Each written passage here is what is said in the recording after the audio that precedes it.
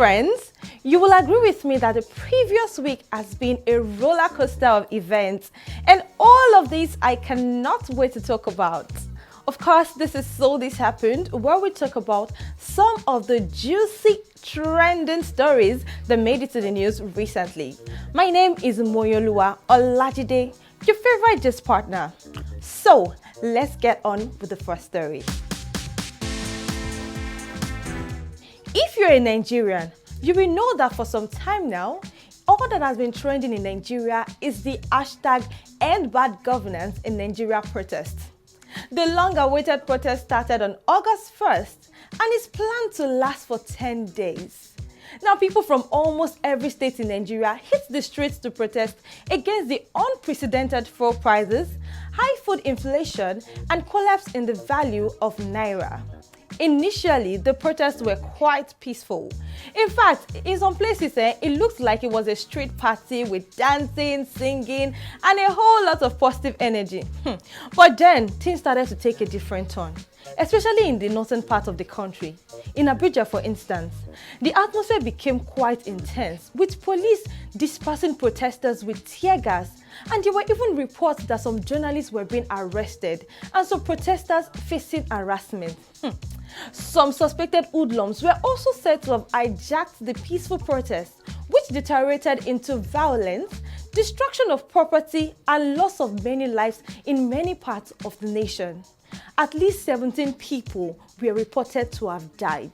In some northern states like Gombe and Plateau, the situation escalated so much that they had to impose a 24-hour curfew to maintain control. Amidst all of this, on Sunday, which was the fourth day of the protests, President Bola Tinubu stepped in and addressed the nation.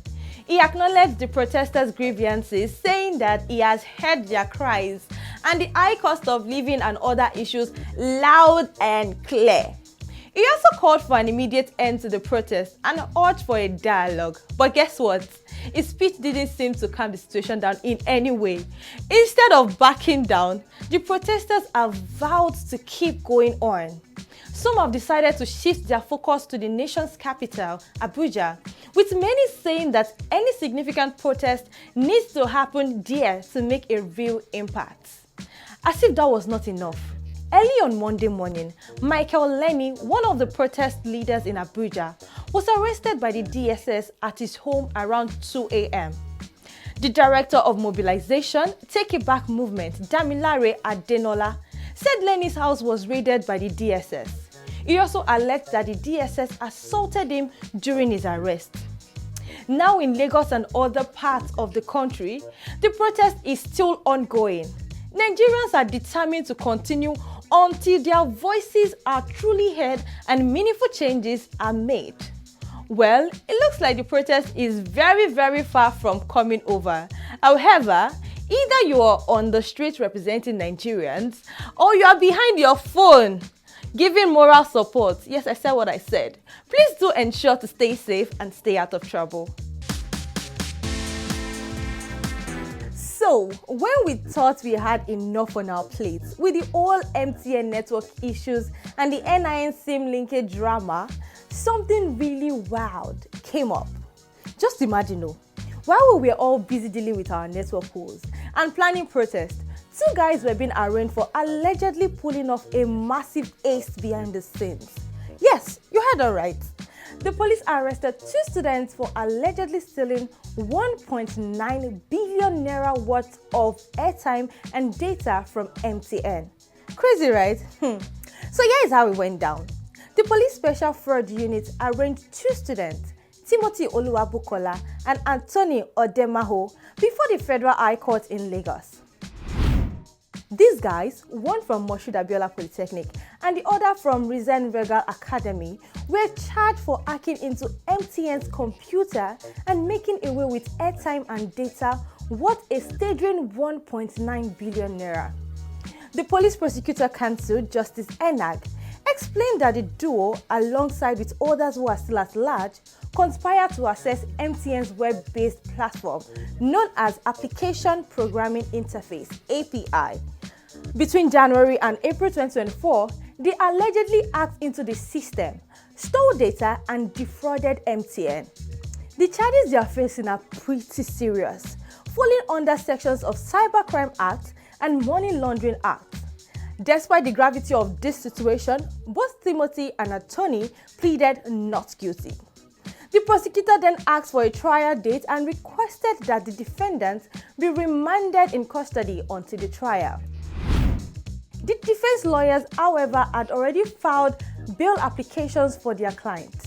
Since the prosecutor received these applications during the proceedings, he asked for a short adjournment to review them properly.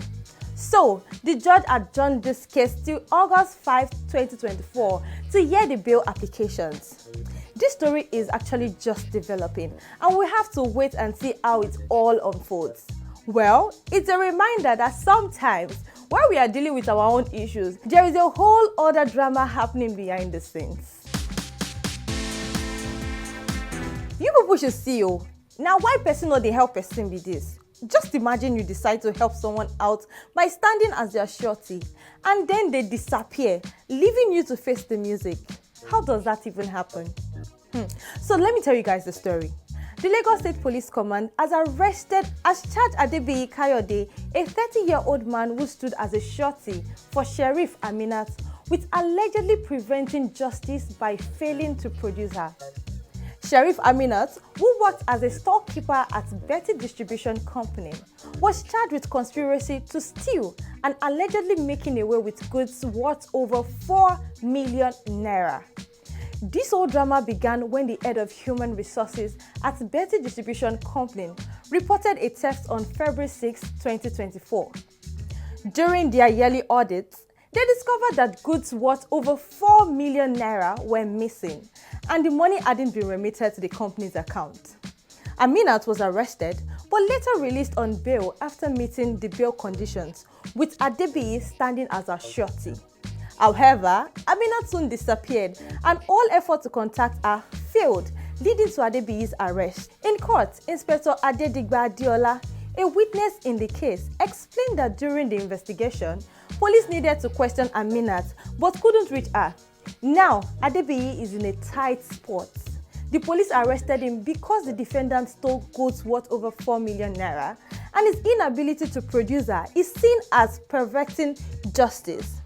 See, my guys, anything that concerns me, standing as a surety, and it involves money, my dear, look up to God as is our only Oniduro.